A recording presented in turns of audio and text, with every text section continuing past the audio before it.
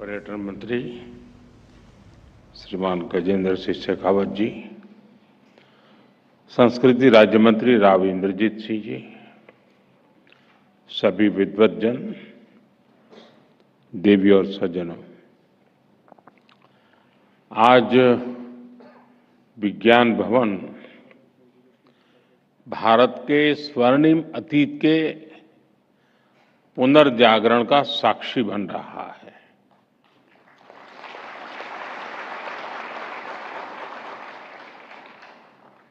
कुछ ही दिन पहले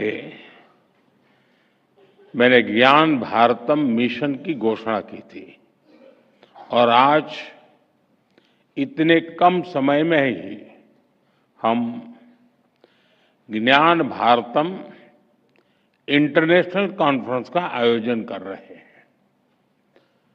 अभी इससे जुड़ा पोर्टल भी लॉन्च किया गया है। ये एक सरकारी या एकेडमिक इवेंट नहीं है। ज्ञान भारतम मिशन भारत के संस्कृति, साहित्य और चेतना का उद्घोष बनने जा रहा है। हजारों पीढ़ियों का चिंतन मनन, भारत के महान ऋषियों, आचार्यों और विद्वानों का बोध और शोध, हमारी ज्ञान परंपराएं, हमारी वैज्ञानिक धरोहरें, ज्ञान भारतम मिशन के जरिए हम उन्हें डिजिटाइज करने जा रहे हैं। मैं इस मिशन के लिए सभी देशवासियों को बधाई देता हूं।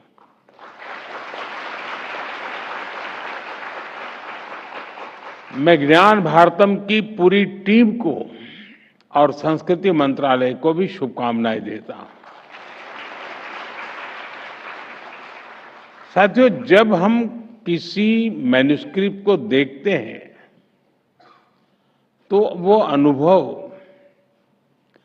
किसी टाइम ट्रेवल जैसा होता है। मन में विचार भी आता है कि आज और पहले की परिस्थितियों में कितना जमीन आसमां का अंतर था।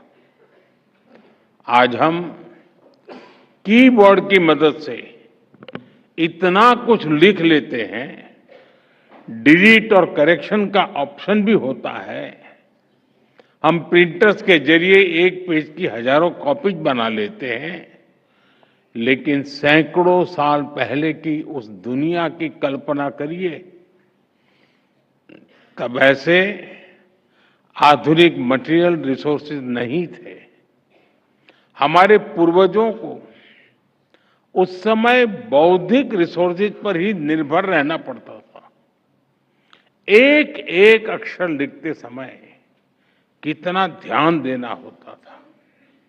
एक एक ग्रंथ के लिए इतनी मेहनत लगती थी और उस समय भी भारत के लोगों ने विश्व के बड़े बड़े पुस्तकालय बना दिए थे, लाइब्रेरीज बना दी थी।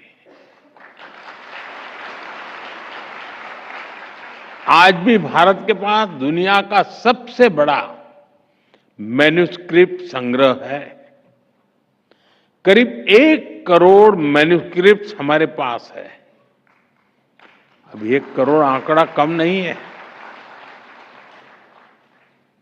साथियों, इतिहास के क्रूर थपेड़ों में लाखों मैन्युस्क्रिप्ट्स जला दी गई, लुप्त हो गई, लेकिन जो बची है वो इस बात की साक्षी है कि ज्ञान विज्ञान पठन पाठन के लिए हमारे पूर्वजों की निष्ठा कितनी गहरी थी, कितनी व्यापक थी। भोजपत्र और ताड़पत्र से बने नाजुक ग्रंथ, ताम्रपत्र पर लिखे गए शब्दों में मेटल कोरोजन का खतरा, लेकिन हमारे पूर्वजों ने शब्दों को ईश्वर मानकर अक्षर ब्रह्म भाव से उनकी सेवा की।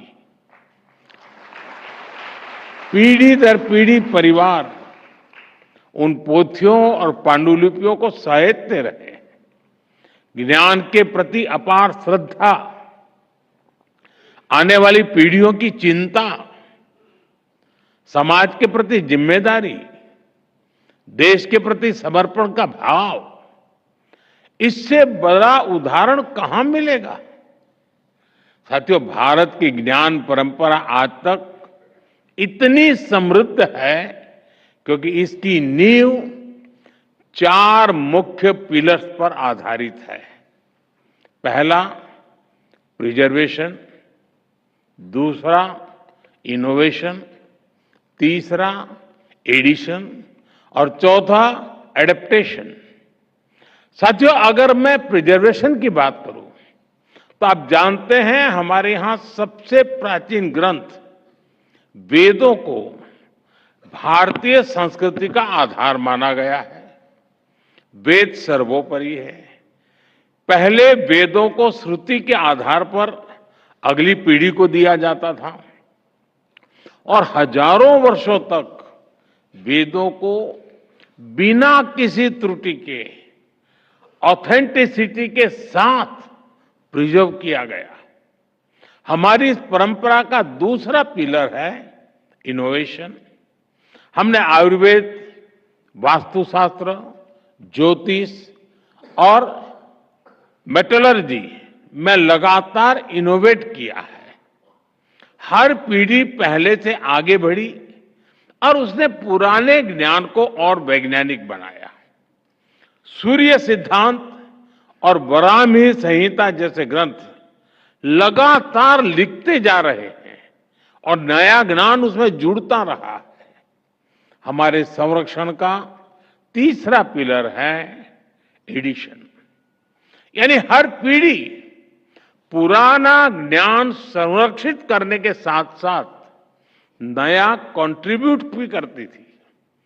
जैसे कि मूल वाल्मीकि रामायण के बाद कई रामायण लिखी गई, रामचरितमानस जैसे ग्रंथ हमें मिले, वेदों और उपनिषदों पर भाष्य लिखे गए। हमारे आचार्यों ने द्वैत, अद्वैत जैसी व्याख्याएं दी। साथियों, इसी तरह चौथा पिलर है एडेप्टेशन, यानी हमने समय के साथ सेल्फ इंट्रोस्पेक्शन के भी किया और जरूरत के अनुसार खुद को बदला भी। हमने डिस्कशन पर जोर दिया, शास्त्रार्थ की परंपरा का पालन किया, तब समाज ने अप्रासंगिक हो चुके विचारों का त्याग किया और नए विचारों को स्वीकार किया। मध्यकाल में जब समाज में कई बुराइयां आई तो ऐसी विभूतियां भी आई जिन्होंने समाज की चेतना को जागृत रखा और विरासत को सहेजा, उसे संरक्षित किया। साथियों, राष्ट्रों की आधुनिक अवधारणा से अलग भारत की एक सांस्कृतिक पहचान है, अपनी चेतना है, अपनी आत्मा है। भारत का इतिहास सिर्फ सल्तनतों की जीत हार का नहीं है। हमारे यहां रियासतों और राज्यों के भूगोल बदलते रहे, लेकिन हिमालय से हिंद महासागर तक भारत अक्षुण्ण रहा, क्योंकि भारत स्वयं में एक जीवंत प्रवाह है जिसका निर्माण उसके विचारों से, आदर्शों से और मूल्यों से हुआ है। भारत की प्राचीन पांडुलिपियों में, मैन्युस्क्रिप्ट में हमें भारत के निरंतर प्रवाह की रेखाएं देखने को मिलती है। ये पांडुलिपियां हमारी विविधता में एकता की घोषणा पत्र भी है, उद्घोष पत्र भी है। हमारे देश में करीब 80 भाषाओं में मैन्युस्क्रिप्ट मौजूद है। संस्कृत, प्राकृत, असमिया, बांग्ला, कन्नड़ा, कश्मीरी, कोंकणी, मैथिली, मलयालम, मराठी ऐसी कितनी ही भाषाओं में ज्ञान का अगाध सागर हमारे यहां मौजूद है। गिलगिट मैन्युस्क्रिप्ट में हमें कश्मीर का प्रामाणिक इतिहास बताती है। मैंने अभी जो छोटा सा एग्जीबिशन रखा है वो देखने गया था। वहां इसकी विस्तार से वर्णन भी है और उसके चित्र भी मौजूद है। कौटिल्य अर्थशास्त्र की पांडुलिपि हमें राजनीति शास्त्र और अर्थशास्त्र में भारत की समझ का पता चलता है। आचार्य भद्रबाहु के कल्पसूत्र की पांडुलिपि में जैन धर्म का प्राचीन ज्ञान सुरक्षित है। सारनाथ की मैन्युस्क्रिप्ट में भगवान बुद्ध का ज्ञान उपलब्ध है। रसमंजरी और गीत गोविंद जैसे मैन्युस्क्रिप्ट ने भक्ति, सौंदर्य और साहित्य के विविध रंगों को संजो कर रखा है। साथियों, भारत की इन मैन्युस्क्रिप्ट में समूची मानवता की विकास यात्रा का फुटप्रिंट्स है। इन पांडुलिपियों में फिलॉसफी भी है, साइंस भी है, इनमें मेडिसिन भी है, मेटाफिजिक्स भी है, इनमें आर्ट भी है, एस्ट्रोनॉमी भी है और आर्किटेक्चर भी है। अब कितने ही उदाहरण लीजिए, मैथमेटिक्स से लेकर के बाइनरी बेस्ड कंप्यूटर साइंस तक पूरी आधुनिक साइंस की बुनियाद जीरो पर टिकी है।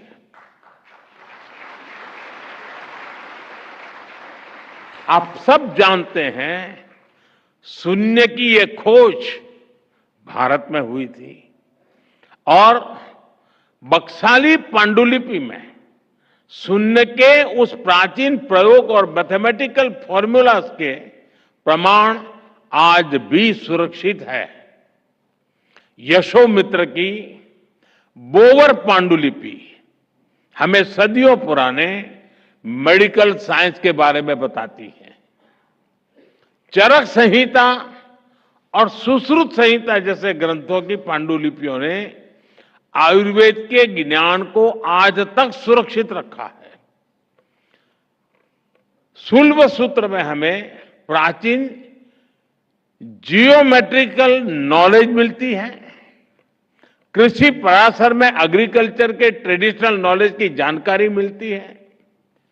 नाट्य शास्त्र जैसे ग्रंथों की मैन्युस्क्रिप्ट से हमें मानव के भावनात्मक विकास की यात्रा को समझने में मदद मिलती है।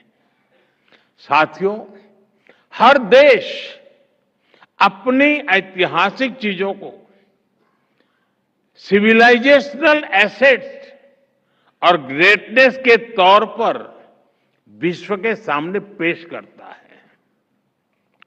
दुनिया के देशों के पास कहीं कोई मैन्युस्क्रिप्ट, कोई आर्टिफैक्ट होता है तो वो उसे नेशनल ट्रेजर के रूप में सहेजते हैं। और भारत के पास तो मैन्युस्क्रिप्ट का इतना बड़ा खजाना है, ये देश का गौरव है। अभी कुछ समय पहले मैं कुवैत गया था, तो मेरे प्रवास के दरमियान मेरी कोशिश रहती है कि वहाँ कोई 4-6 इन्फ्लुएंसर्स हो और मेरे पास समय हो तो कुछ समय मैं उनसे बिताता हूँ, उनकी सोच समझने का प्रयास करता हूँ।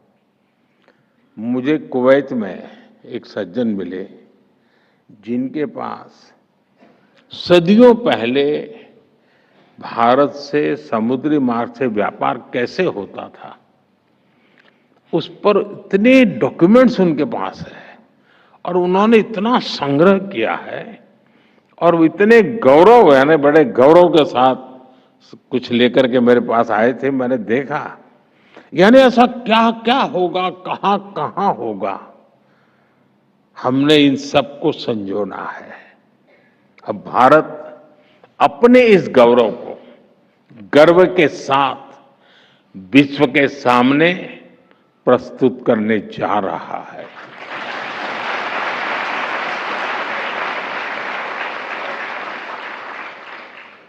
अब यहाँ कहा गया है कि दुनिया में जितनी मैन्युस्क्रिप्ट्स है हमने खोज करके लाना चाहिए।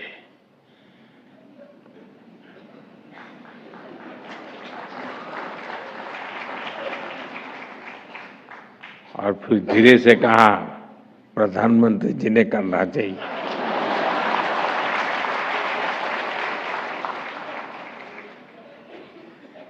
लेकिन आपको पता है कि हमारे से यहाँ चोरी की गई जो मूर्तियां हैं पहले बहुत कम मात्रा में आई थी, आज सैकड़ों की संख्या में पुरानी पुरानी मूर्तियां वापस आ रही।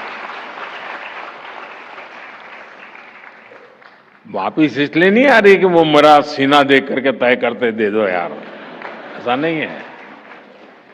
उनको भरोसा है कि ऐसे हाथ में सुपुर्द करेंगे तो उसका गौरव बढ़ाने का पूरा प्रयास है।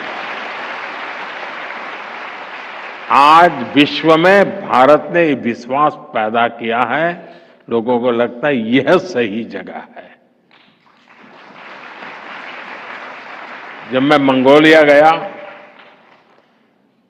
वहां बौद्ध भिक्षुओं से मैं संवाद कर रहा था, तो मैंने देखा उनके पास काफी मैन्युस्क्रिप्ट थी। तो मैं उनको रिक्वेस्ट किया कि मैं इसके लिए कुछ काम कर सकता हूं। उन सारी मैन्युस्क्रिप्ट को लाए, उसको डिजिटलाइज किया और उनको फिर वापस दिया। अब ये उनका खजाना बन गया है। साथियों, ज्ञान भारतम मिश्रम इस महाअभियान का ही एक अहम हिस्सा है। देश की कितनी ही संस्था हैं इस प्रयास में जन भागीदारी की भावना से सरकार के साथ काम कर रही हैं। काशी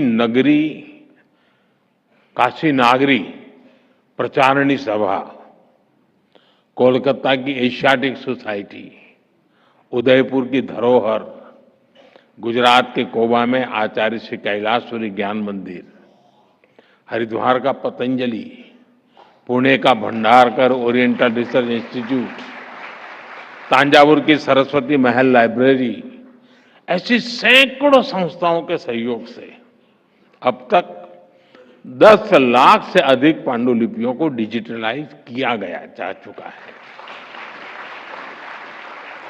कितने ही देशवासियों ने आगे आकर अपनी पारिवारिक धरोहर को देश के लिए उपलब्ध करवाया है। मैं इन सभी संस्थाओं का, ऐसे सभी देशवासियों का भी धन्यवाद करता हूं। मैं एक विषय पर जरूर ध्यान देना चाहूंगा। मैं पिछले दिनों कुछ एनिमल लवर से मिला था। क्यों? आपको हंसी आ गई?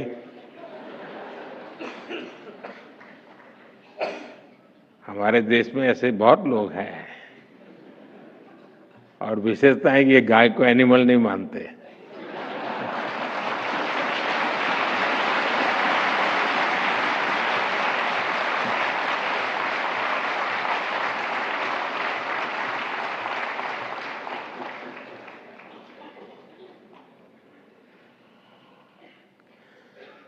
तो उनसे बातों बातों में मैंने उनसे कहा कि हमारे देश में पशुओं की चिकित्सा को लेकर के बहुत कुछ शास्त्रों में पढ़ा हुआ है। बहुत सारे मैन्युस्क्रिप्ट संभव है। जब मैं गुजरात में था, गुजरात के एशियाटिक लायन, तो मेरी एक रुचि थी, तो मैं काफी उसमें रुचि लेता था। तो ऐसी बातें ढूंढता था कि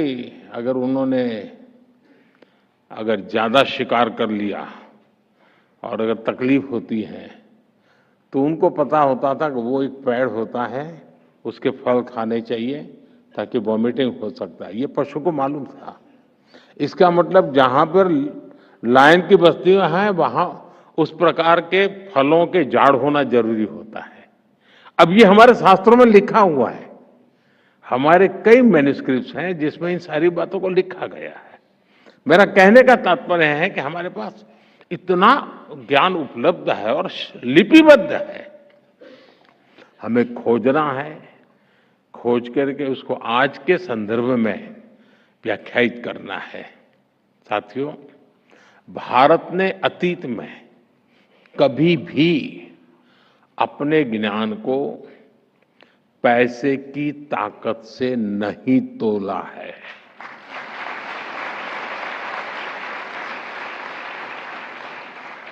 हमारे ऋषियों ने भी कहा है, विद्या दान मतः परम, अर्थात विद्या सबसे बड़ा दान है। इसलिए प्राचीन काल में भारत के लोगों ने मुक्त भाव से मैन्युस्क्रिप्ट को दान भी किया। चीनी यात्री ह्वेनसांग जब भारत आए थे तो वो अपने साथ 650 से ज्यादा मैन्युस्क्रिप्ट लेकर के आए थे। नहीं, वो यहां से लेकर के गए थे। और मुझे चीन के राष्ट्रपति ने एक बार बताया कि वो मेरे गांव में सादा समय रहे थे, मैं जहां मेरा जन्म हुआ वड़नगर में। लेकिन जब यहां से चीन वापस गए तो वो राष्ट्रपति शी के जन्म स्थान पर रहते थे। तो वो मुझे वहां ले गए अपने गांव, और वहां जहां ह्वेनसांग रहे थे उस स्थान को मैं देखने के लिए उनके साथ गया। और जो मैन्युस्क्रिप्ट थे उस पूरा विस्तार से मुझे राष्ट्रपति शी ने दिखाया था। और उसमें जो भारत का वर्णन थे उसके कुछ पैराग्राफ थे जिसको इंटरप्रेटर ने मुझे वहां समझाया। यानी मन को बहुत ही प्रभावित करने वाला, वो एक एक चीज देखते थे लग रहा था क्या खजाना होगा हमारे पास। भारत की कई मैन्युस्क्रिप्ट्स आज भी चीन से जापान भी पहुंची है।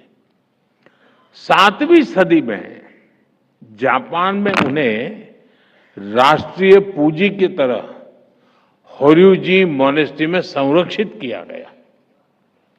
आज भी दुनिया के कितने ही देशों में भारत की प्राचीन मैन्युस्क्रिप्ट रखी हुई है। ज्ञान भारतम मिशन के तहत हम ये भी प्रयास करेंगे कि मानवता की ये साझी धरोहर एकजुट हो।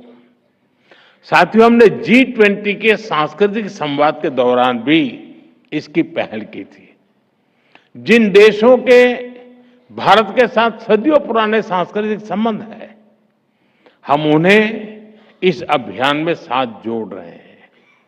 हमने मंगोलियन कंजूर के रीप्रिंटेड वॉल्यूम्स को मंगोलिया के एम्बेसडर को गिफ्ट किया था। 2022 में 108 वॉल्यूम्स मंगोलिया और रूस की मॉनेस्ट्रीज में भी डिस्ट्रीब्यूट किए गए थे। हमने थाईलैंड और वियतनाम की यूनिवर्सिटी के साथ एमओयूज किए हैं। हम वहां के स्कॉलर्स को पुरानी मैन्युस्क्रिप्ट को डिजिटाइज करने की ट्रेनिंग दे रहे हैं। इन प्रयासों के चलते पाली, लान्ना और चाम भाषाओं की कई मैन्युस्क्रिप्ट को डिजिटाइज किया गया है। ज्ञान भारतम मिशन के जरिए हम इन प्रयासों को और विस्तार देंगे। साथियों, ज्ञान भारतम मिशन के जरिए एक और बड़ा चैलेंज भी एड्रेस होगा। भारत के ट्रेडिशनल नॉलेज सिस्टम से जुड़ी अनेक जानकारियां जो अहम और जो हम सदियों से इस्तेमाल करते रहे हैं, उन्हें दूसरों द्वारा कॉपी करके पेटेंट करा लिया जाता है। इस पायरेसी को रोकना भी आवश्यक है। डिजिटल मैन्युस्क्रिप्ट के जरिए इन प्रयासों को और गति मिलेगी और इंटेलेक्चुअल पायरेसी पर लगाम लगेगी। दुनिया को भी तमाम विषयों पर प्रामाणिकता के साथ मौलिक स्रोतों का पता चलेगा। साथियों, ज्ञान भारतम मिशन का एक और बहुत बहुत अहम पक्ष है। इसके लिए हम रिसर्च और इनोवेशन के कितने ही नए डोमेन खोल रहे हैं। आज दुनिया में करीब ढाई ढाई ट्रिलियन डॉलर की कल्चरल और क्रिएटिव इंडस्ट्री है। डिजिटाइज मैन्युस्क्रिप्ट इन इंडस्ट्री की वैल्यू चेन्स को फीड करेगी। ये करोड़ों मैन्युस्क्रिप्ट इनमें छिपी प्राचीन जानकारी एक बहुत बड़ी डेटा बैंक का भी काम करेगी। इनसे डेटा ड्रिवन इनोवेशन को नया बुश मिलेगा। टेक फील्ड में के युवाओं को उनके लिए इसमें नए अवसर बनेंगे। जैसे जैसे मैन्युस्क्रिप्ट का डिजिटाइजेशन होगा, एकेडमिक रिसर्च के लिए नई संभावनाएं बनेगी। साथियों, हमें इन डिजिटाइज मैन्युस्क्रिप्ट का अध्ययन करने के लिए नई टेक्नोलॉजी जैसे एआई का उपयोग भी बढ़ाना होगा। मैं इस बात से सहमत हूं जब यहां प्रेजेंटेशन में कहा गया कि भाई टैलेंट को या ह्यूमन रिसोर्स को एआई रिप्लेस नहीं कर सकती है, और हम भी चाहते हैं कि रिप्लेस न करे। हम नई गुलाबी हो जाए, शिकार हो जाएंगे। वो एक सपोर्ट सिस्टम है, हमें मजबूती देती है, हमारी ताकत को बढ़ावा देती है, हमारी गति को बढ़ावा देती है।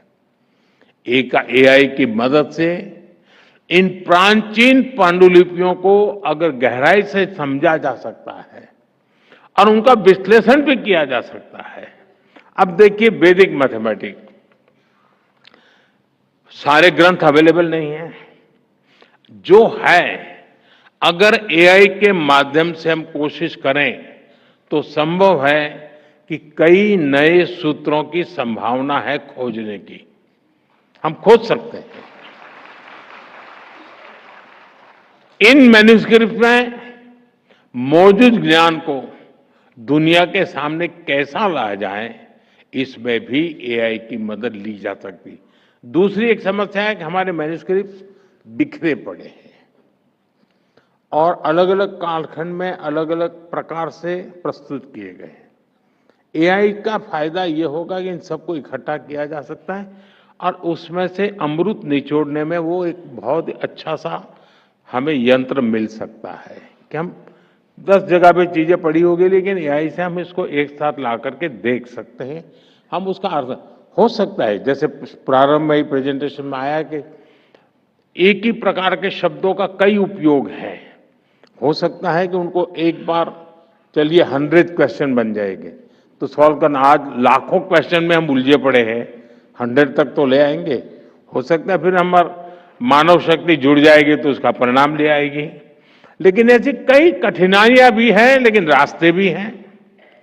साथियों, मैं देश के सभी युवाओं से आह्वान करता हूं, आप आगे आकर इस अभियान से जुड़िए। और मुझे अभी बता रहे थे मंत्री जी की कल से आज तक जो लोग काम इसमें हिस्सा ले रहे हैं, 70% लोग युवा हैं।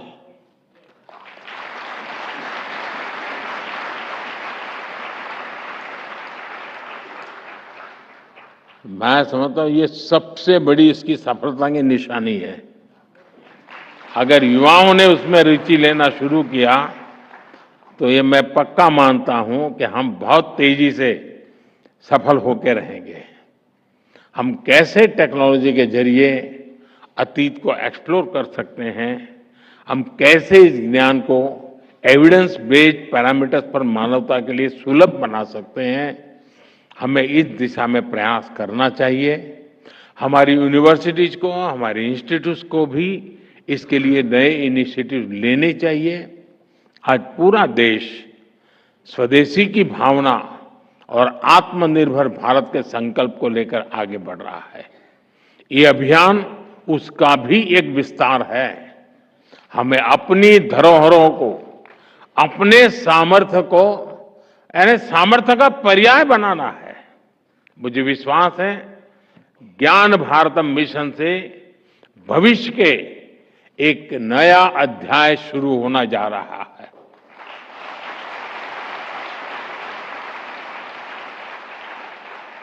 मैं जानता हूं कि ऐसे विषय होते हैं कि जिसमें कोई ग्लैमर नहीं होती है, कोई चमक-दमक नहीं होती है। लेकिन इसका सामर्थ्य इतना है कि जो सदियों तक किसी को हिला नहीं पाता है। इस सामर्थ्य के साथ जुड़ना है। इसी विश्वास के साथ आप सभी को एक बार बहुत-बहुत शुभकामनाएं, बहुत-बहुत धन्यवाद।